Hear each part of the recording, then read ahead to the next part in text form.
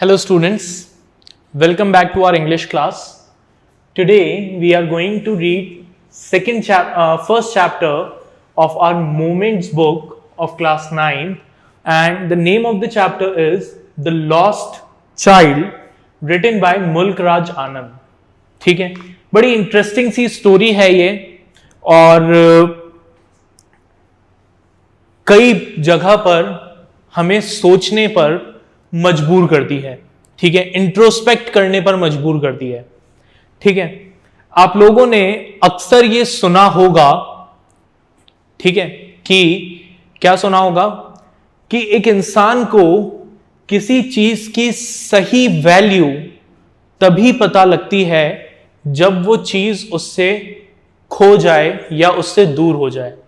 जब तक कोई चीज हमारे पास है हम उसको बहुत ज्यादा फॉर ग्रांटेड लेते हैं, लेकिन जब वो चीज हमसे अलग होती है, हमसे दूर होती है, तब जाकर शायद हमें ये रियलाइज होता है कि वो चीज हमारे लिए कितनी इंपॉर्टेंट थी.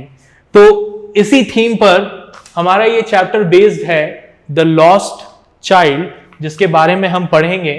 ठीक है, तो स्टार्ट करते हैं इस चैप्टर को. ठीक, स्टार्ट करने से पहले अपनी अपनी बुक निकाल लें. ठीक है, मोमेंट्स बुक आपको निकालनी है. ठीक है, और चैप्टर ओपन करें, the lost child. A child goes to a fair with his parents. ठीक है, क्या देखेंगे हम यहां पर? एक बच्चा है, ठीक है,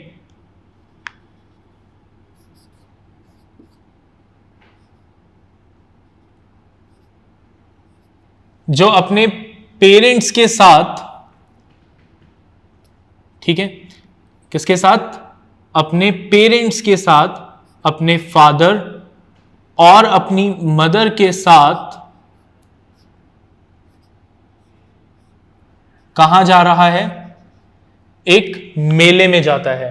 फादर और कौन है साथ में? Mother.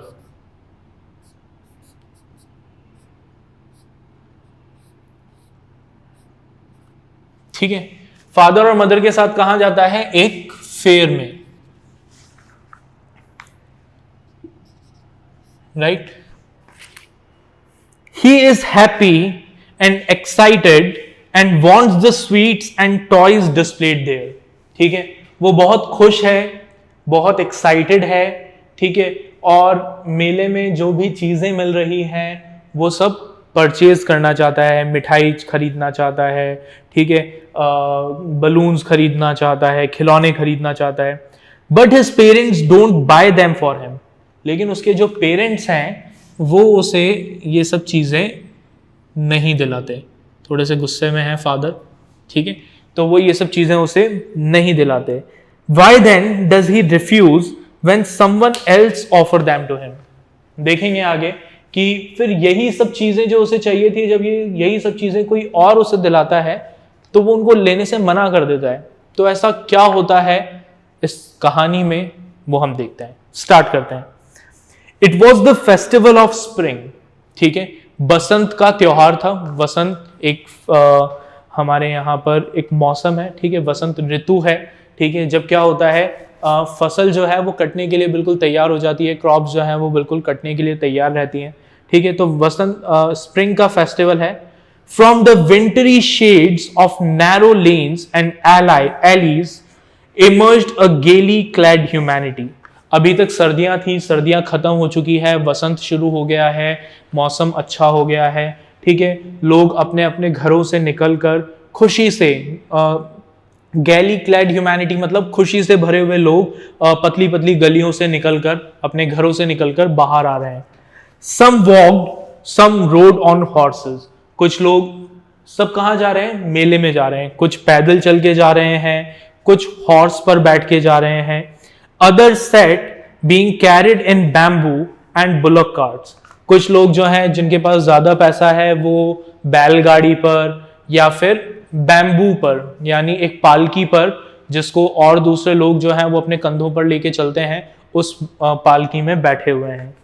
One little boy ran between his father's legs, brimming over with life and laughter. ठीक है, और उन सब के बीच में एक छोटा बच्चा है, ठीक है, a little boy, father, mother. मेरी ड्राइंग की क्वालिटी का अंदाजा आप इसी बात से लगा सकते हैं कि मुझे है ना ड्राइंग के साथ साथ लिखना पड़ रहा है कि कौन क्या है, ठीक है, तो please don't mind my drawing, है ना। तो ये हमारा लिटिल बॉय, उसके फादर और उसकी मदर। तो एक छोटा बच्चा है जो अपने फादर मदर के पैरों के बीच में से इधर उधर भाग रहा है, brimming over with life and laughter. अब यहां पर वर्ड आया ब्रिमिंग, ठीक है, ब्रिमिंग मतलब फुल, ठीक है। एक छोटा बच्चा है जो अपने फादर और मदर के पैरों के बीच में से इधर उधर भाग रहा है, and he is full of life and laughter, ठीक है, लाइफ और लाफ्टर से फुल है, भरा हुआ है, ठीक है, जिंदगी को फुली एंजॉय कर रहा है, हंस रहा है, खिलखिला रहा है, ठीक है, एंजॉय कर रहा है लाइफ को। आगे देखें, come child come called his parents as he lagged behind, ठीक है। तो अब उसके फादर और मदर उसे आवाज लगाते हैं, कम चाइल्ड कम, चलो बेटा चलो, as he lagged behind. Lagged behind मतलब स्टेड बिहाइंड, जैसे ही वो पीछे छूट जाता है तो उसके फादर मदर रुककर उसे आवाज लगाते हैं, कम चाइल्ड कम, जल्दी आओ बेटा चलो। Fascinated by the toys in the shop that lined the way. अच्छा, अब ये पीछे क्यों रह जाता है, साथ ही तो चल रहे हैं, तो फिर ये पीछे क्यों रह जाता है? बिकॉज रास्ते में जो भी टॉयज मिल रहे हैं और जो दूसरी चीजें मिल रही हैं, उन सब चीजों को जब वो देखता है तो उन सब चीजों को देख के वो क्या हो जाता है, उनसे फैसिनेट हो जाता है, उससे मंत्रमुग्ध हो जाता है, ठीक है, उनसे अट्रैक्ट होता है और फिर उन्हीं को देखता रह जाता है। इतने में उसके फादर मदर आगे निकल जाते हैं, तो उनको रुककर फिर इसे आवाज लगानी पड़ती है, चलो बेटा चलो। He hurried towards his parents, his feet obedient to their call, ठीक है, वो फिर चुपचाप अपने फादर और मदर की जैसे ही आवाज सुनता है उनके पीछे पीछे जाता है, ठीक है। His feet obedient to their call, उसके पैर जो हैं वो इसके फादर और मदर की बातों को मानते हैं। His eyes still lingering on the receding toys, लेकिन पैर तो फादर मदर की बात को मानते हुए उसके फादर मदर के पास चले जाते हैं, मतलब इसको अपने फादर मदर के पास ले जाते हैं, लेकिन इसका जो मन है, इसकी जो आंखें हैं, वो आंखें अभी भी किस पर अटकी हुई है? उन टॉयज पर अटकी हुई हैं, जो टॉयज उसने मेले में दुकानों पर देखे हैं। आई एम श्योर कि आप लोगों के साथ भी ये कभी ना कभी जरूर हुआ होगा, ठीक है। अब बड़े हो गए हैं, ऐसा अब मन को लगता है कि आप 9th में आ गए, तो बड़े हो गए, लेकिन जब आप छोटे रहे होंगे, फर्स्ट सेकंड क्लास में पढ़ते होंगे, डेफिनेटली अपने फादर और मदर के साथ मेले में गए होंगे। और जब कोई भी छोटा बच्चा मेले में जाता है फादर मदर के साथ, तो फादर और मदर के लिए मेले में जो सब चीजें हैं वो सब बहुत ऑर्डिनरी है, बहुत कॉमन है, लेकिन उस छोटे बच्चे के लिए that fair is full of amazement, ठीक है, हैरान कर देने वाली चीजों से भरा हुआ रहता है वो मेला, राइट। और जब वो वहां जाता है, उन चीजों को देखता है, तो कहीं ना कहीं उसका मन होता है उन सब चीजों को पाने का, उन सब चीजों को खरीदने का अपने लिए, उन सब चीजों को एंजॉय करने का, उसे देखने का, राइट। लेकिन शायद फादर और मदर उसको उस तरीके से नहीं देख पाता है, ठीक है। जैसे अब आज अगर आपसे कोई कहे कि चलो मेले चलते हैं, तो इट मे बी पॉसिबल कि आपको मेले जाने में इतना इंटरेस्ट नहीं आए। क्यों? क्योंकि आप सालों से कोटा दशहरा मेला देखते आ रहे हैं, आपको पता है कि मेले में आपको वही चीजें मिलनी है, कुछ इंटरेस्टिंग नहीं, कुछ नया नहीं है, आप वो सब चीजें देख चुके हैं। But for a child who is experiencing all these things, जो इन सब चीजों को पहली बार एक्सपीरियंस कर रहा है, या जिसे ये सब चीजें देखने का ज्यादा मौका नहीं मिला है, उसके लिए तो एक हर छोटी छोटी चीज जो उस मेले में हो रही है, वो हर छोटी चीज क्या है? एंटरटेनिंग है, ठीक है। तो यही कारण है कि वो बार बार अपने माँ बाप से पीछे छूट जाता है। चलिए आगे देखें। As he come to where they had stop to wait for him, he could not suppress the desire of his heart. ठीक है, अब जैसे ही वो अपने फादर मदर के पास आता है, वो अपने हार्ट की जो डिजायर है, अपने दिल की जो इच्छा है, उसे सप्रेस नहीं कर पाता, उसे दबा नहीं पाता। ठीक है, even though he well knew the old cold stare of refusal in their eyes. हालांकि उसे पता है अपने फादर और मदर का एक्सप्रेशन देख के, उसे पता है कि जो उसकी इच्छा है वो पूरी नहीं होगी, लेकिन फिर भी वो अपने आप को बोलने से रोक नहीं पाता। और क्या बोलता है वो? I want that toy, he pleaded. वो रिक्वेस्ट करते हुए कहता है कि मुझे वो खिलौना चाहिए। His father looked at him red-eyed, उसके फादर गुस्से से उसे देखते हैं। ठीक है, in his familiar tyrant's way, ठीक है, एक फेमिलियर जाने पहचाने टायरेंट्स वे में। टायरेंट मतलब एक डिक्टेटर वाले, ठीक है, मैनर में उसे देखते हैं। His mother melted by the free spirit of the day was tender, लेकिन मदर, माँ, जो माँ ही होती है, मदर तो मदर ही होती है, ठीक है, वो इतनी स्ट्रिक्ट नहीं होती। तो वो शायद ये समझ पा रही है कि उस बच्चे के मन में क्या चल रहा है, तो वो उसको थोड़ा सा दिलासा देती है, उसको देखती है, उसे कहती है, giving him her finger to hold, अपनी उंगली देती है उसे पकड़ने के लिए, और कहती है, look child what is before you, कि वो खिलौने को छोड़ो, तुम वो आगे देखो कि आगे क्या है। ठीक है, अब आगे क्या था? It was a flowering mustard field. आगे क्या था? एक खेत था। ठीक है, किस चीज का खेत था? मस्टर्ड का, सरसों का खेत था। ठीक है, और फ्लावरिंग, जिसमें बहुत सारे सरसों के फूल लगे हुए थे। ठीक है,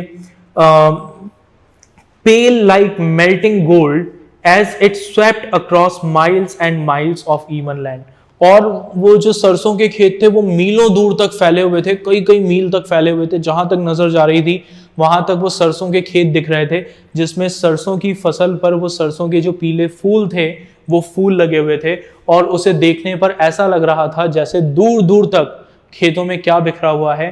पिघला हुआ सोना बिख रहा है, मेल्टिंग गोल्ड पिघला हुआ है। तो कौन सा लिटरेरी डिवाइस यूज हुआ है यहां पे? सिमिली। ठीक है, फील्ड्स वर पेल लाइक मेल्टिंग गोल्ड। फील्ड्स के कलर को कंपेयर किया है किससे?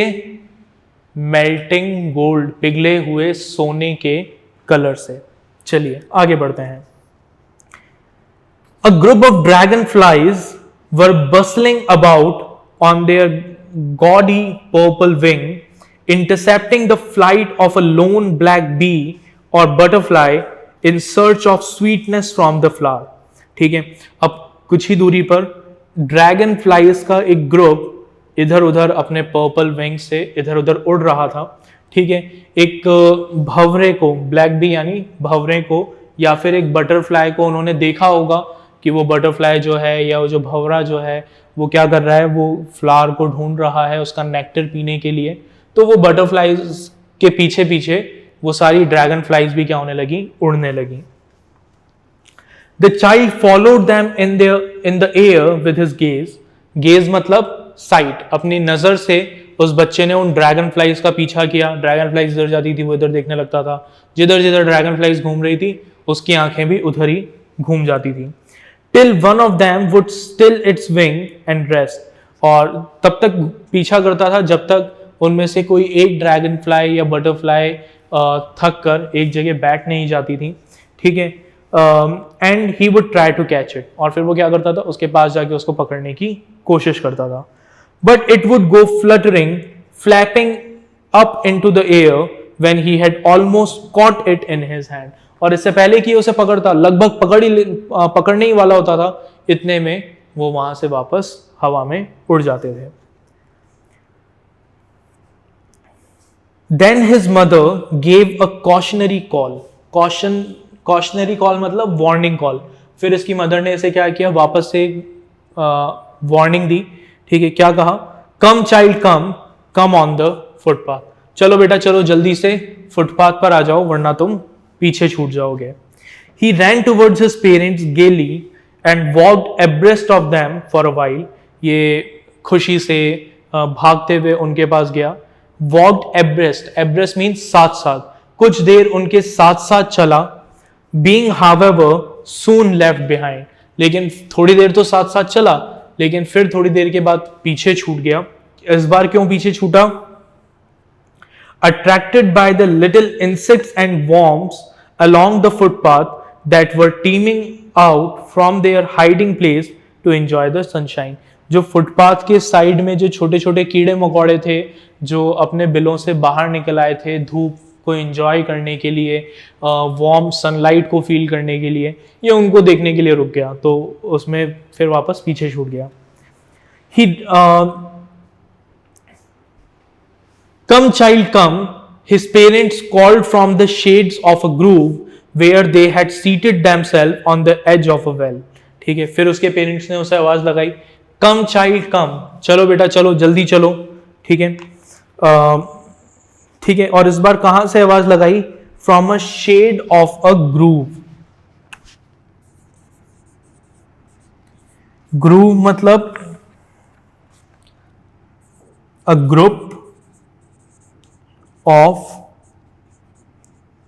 ट्रीज। ठीक है, तो एक ट्रीज का ग्रुप था,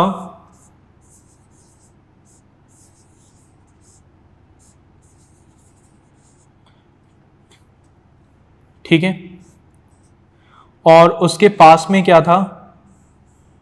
एक कुआं था, राइट।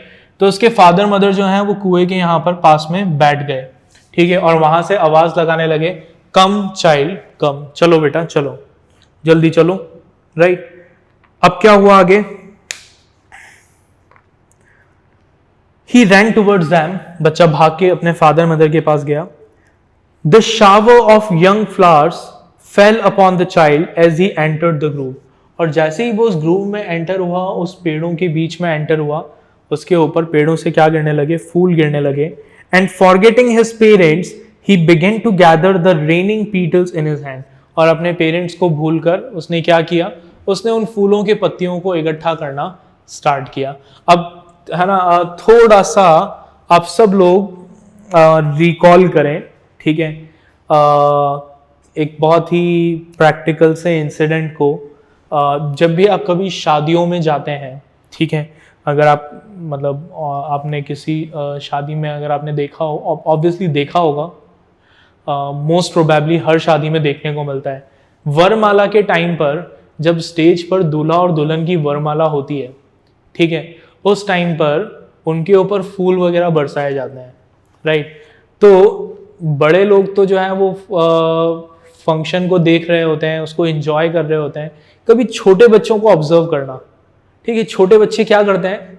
जो फूल जो है वो जमीन पर गिर गए, उनके पत्तियों को इकट्ठा करते हैं, ठीक है, और फिर एक दूसरे के ऊपर फेंकना स्टार्ट कर देते हैं, उनसे खेलना स्टार्ट कर देते हैं, उन जमीन पे गिरे हुए फूलों को इकट्ठा करते हैं, ठीक है। ऐसा मैंने पता नहीं कितनी ही बार देखा है, शायद आप लोगों ने भी देखा होगा, छोटे बच्चे करते हैं ऐसा। शायद ये मतलब कंपलसरी है उनके लिए कि अगर उन्होंने फूलों को देखा तो किसी ने फूल बरसाए तो वो उनको इकट्ठा करके दोबारा डेफिनेटली फेंकते ही फेंकते हैं। पता नहीं क्यों करते हैं ऐसा, पर करते हैं, शायद आपने देखा होगा। तो अब इस बच्चे ने भी क्या किया, जैसे ही इसके ऊपर वो फूल गिरने लगे, ये अपने फादर मदर को भूल गया, इसने अपने हाथों में उन फूलों को इकट्ठा करना स्टार्ट कर दिया। But low, he heard the cooing of doves and ran towards his parents shouting. तभी उसने क्या सुना? डव्स की आवाज सुनी।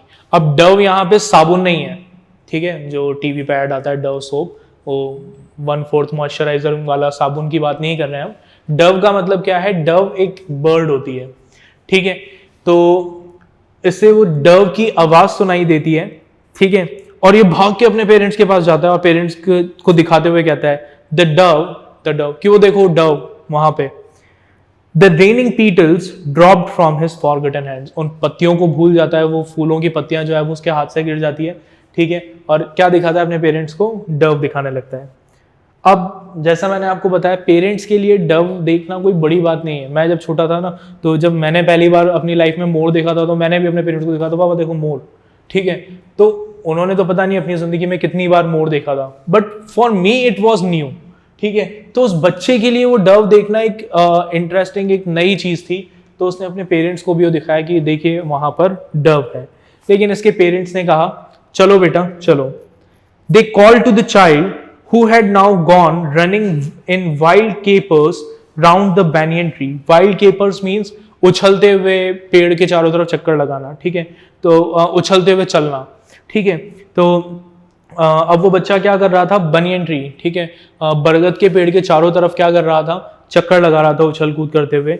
And gathering him up they took the narrow winding footpath which led to the fair through the mustard field. तो इसके father mother ने उसका हाथ पकड़ा और एक विंडिंग फुटपाथ, विंडिंग मतलब मुड़ते हुए से फुटपाथ पर होते हुए, ठीक है, मस्टर्ड फील्ड से होते हुए वो कहाँ जाने लगे, फेयर में, मेले में जाने लगे। As they neared the village, the child could see many other footpaths full of throngs converging to the whirlpool of the fair, and felt at once repelled and fascinated by the confusion of the world he was entering. अब जब वो गांव के पास में पहुंचने लगे तो उस बच्चे ने देखा कि मतलब कुछ सिचुएशन कैसी थी कि सेंटर में जो फेयर का ग्राउंड था वो था, और उस फेयर पे अलग अलग डायरेक्शन से, ठीक है, अलग अलग फुटपाथ जो थे वो आकर मिलते थे, ठीक है, और वो सब कहाँ आकर इकट्ठा हो रहे थे, इस फेयर में, ठीक है, इस मेले में आकर इकट्ठा हो रहे थे, राइट। तो जब उस बच्चे ने ये सब कुछ देखा, ठीक है, हजारों लोगों को एक साथ एक जगह पर इकट्ठा होते हुए देखा, तो उसको बड़ा फैसिनेटिंग भी लगा, उसको बड़ा आश्चर्य भी हुआ इतने सारे लोगों को देखकर, और थोड़ा सा अजीब भी लगा कि ये कहाँ मैं इतनी भीड़ में आ गया, ठीक है। अच्छा भी लग रहा था, एट द सेम टाइम अजीब भी लग रहा था कि ये कहाँ मैं भीड़ भाड़ में आ गया, कहाँ अजीब सी जगह पर आ गया, कितना कंफ्यूजन है यहाँ पे। A sweetmeat seller hogged. तभी इसने सुना कि एक मिठाई बेचने वाला आवाज लगा रहा था, गुलाब जामुन, रसगुल्ला, बर्फी, जलेबी, ठीक है। जैसे मिठाई वाला यहाँ तो होता नहीं है, यहाँ तो हम क्या करते हैं, शॉप्स पर जाते हैं, जो मिठाई हमें परचेज करनी होती है वो हम परचेज कर लेते हैं, लेकिन क्योंकि वो मेला था तो मेले में हर चीज़ को बेचने के लिए आपको आवाज़ लगानी पड़ती है, चिल्लाना पड़ता है। तो वो आवाज़ लगा रहा था अपने सामान बेचने के लिए कि गुलाब जामुन ले लो, रसगुल्ला ले लो, बर्फी ले लो, जलेबी ले लो।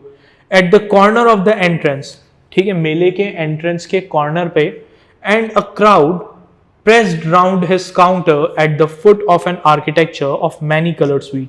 तो उसके सामने एक टेबल लगी हुई थी जिसपे अलग अलग कलर की कई सारी डिफरेंट डिफरेंट मिठाइयाँ रखी हुई थी, और उस टेबल के चारों तरफ क्या लगी हुई थी, भीड़ लगी हुई थी लोगों की। Decorated with leaves of silver and gold, और वो सारी जो मिठाइयाँ थी वो किससे डेकोरेटेड थी, सिल्वर और गोल्ड लीव से डेकोरेटेड थी। The child stared open eyed and his mouth watered for the barfi that was his favourite sweet. अब जब उस बच्चे ने उस इतनी सारी मिठाइयाँ देखी तो उसकी आंखें खुली की खुली रह गई, मुंह में पानी आ गया अपनी फेवरेट मिठाई को देखकर, और उसकी फेवरेट मिठाई कौन सी थी, barfi. I want that barfi, he slowly murmured, उसने धीरे से बोला, मुझे भी वो बर्फी चाहिए। But he half knew as he begged that his plea would not be heeded. Plea means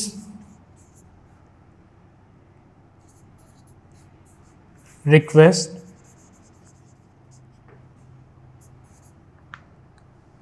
और दूसरा वर्ड यहां पर है heeded. Heeded means given attention, ठीक है। तो जब उसने ये बोला तो उसको अपने मन में 50% पता था, मतलब वो इस बात के लिए तैयार था कि उसकी जो प्ली है यानी उसकी जो रिक्वेस्ट है, इट वुड नॉट बी हीडेड, मतलब उस पर ध्यान नहीं दिया जाएगा, उसके फादर और मदर उसकी इस रिक्वेस्ट पर ध्यान नहीं देंगे, उसको वो मिठाई नहीं दिलाएंगे, ठीक है, ठीक है। क्यों नहीं दिलाएंगे, his plea would not be heeded because his parents would say he was greedy, क्योंकि उसके पेरेंट्स कहेंगे कि तुम मतलब अभी तो मेले में आए हो और अभी से तुम्हें ये चाहिए वो चाहिए, इतने लालची मत बनो, ठीक है, कि तुम लालची हो, इतना लालच क्यों कर रहे हो, घर में सब कुछ तो मिलता है खाने के लिए, फिर यहाँ पर क्यों खाना है, ठीक है, इस तरह की बातें बोलेंगे और उसकी बात पर, उसकी रिक्वेस्ट पर ध्यान नहीं देंगे।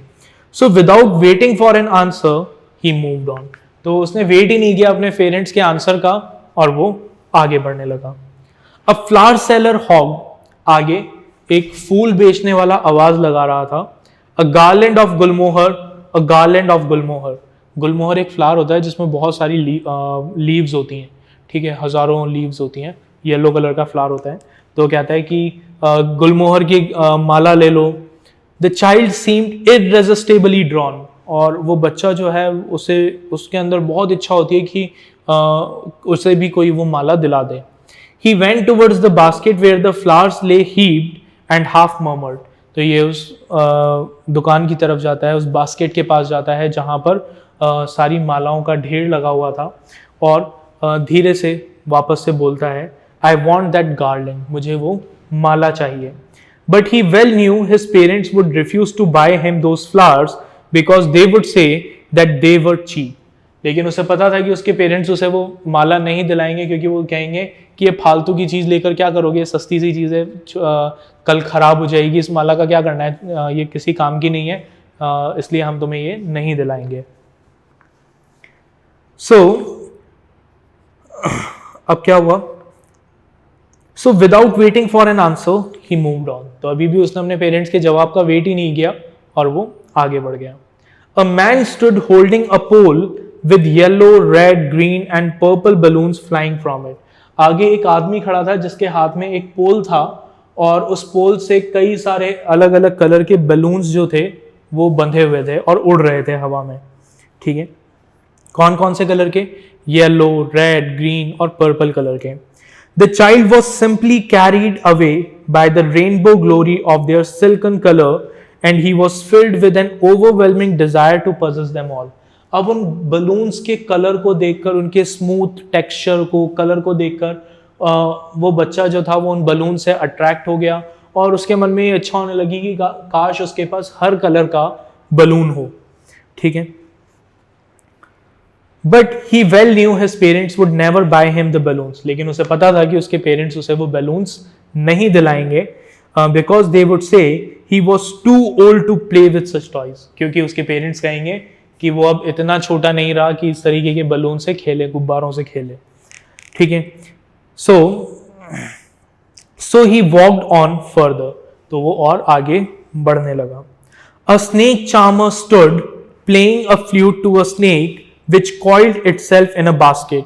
अब उसने आगे क्या देखा? उसने आगे देखा कि आगे एक स्नेक चार्मर था, एक सपेरा बैठा था, ठीक है, जिसके सामने उसकी जो पिटारा था उसमें एक सांप था, एक स्नेक था, और वो उसके सामने क्या कर रहा था? अपनी जो फ्लूट थी, ठीक है, वो बजा रहा था, ठीक है, जो बीन थी वो बजा रहा था, ठीक है। Its head raised in a graceful bend like the neck of the swan. उस सांप का जो फन था वो फैला हुआ था, और वो सांप जो है वो बीन की आवाज पर क्या कर रहा था? He was dancing while the music stole into his invisible ear, ठीक है। ऐसा लग रहा था जैसे उस स्नेक के इनविजिबल एयर्स में वो म्यूजिक जा रहा है, ठीक है, और उससे उसको एंजॉय करते हुए वो सांप क्या कर रहा है? डांस कर रहा है, like gentle rippling of an invisible waterfall, जैसे किसी इनविजिबल वाटरफॉल की आवाजें हों। The child went towards the snake charmer, वो बच्चा उस स्नेक चार्मर के पास गया, but knowing his parents had forbidden him to hear such coarse music as the snake charmer played, he proceeded further. लेकिन उसे याद आया कि उसके पेरेंट्स ने उसे मना किया है इस तरह का coarse. Coarse means sad. इस तरह का sad म्यूजिक सुनने के लिए, तो वो क्या करता है? वो वहां से आगे बढ़ जाता है। अब आगे क्या होता है स्टोरी में वो हम हमारी नेक्स्ट क्लास में डिस्कस करेंगे। अभी तक हमने ये देखा कि उसने अपने फादर और मदर से कई सारी चीजें मांगी। क्या क्या मांगा? टॉयज मांगे, ठीक है, स्वीट मांगी, बर्फी मांगी, ठीक है, उसके अलावा उसने गार्लैंड मांगी, और क्या मांगा? उसने बलून्स की डिमांड की। लेकिन उसके फादर और मदर ने किसी भी चीज पर अटेंशन नहीं दिया, उसकी रिक्वेस्ट पर ध्यान नहीं दिया। अब आगे क्या होता है? क्या आगे उसके फादर और मदर उसकी बात को मान जाएंगे या नहीं मानेंगे, या आगे कहानी में क्या ट्विस्ट आएगा, वो हम देखेंगे हमारे अगले लेक्चर में।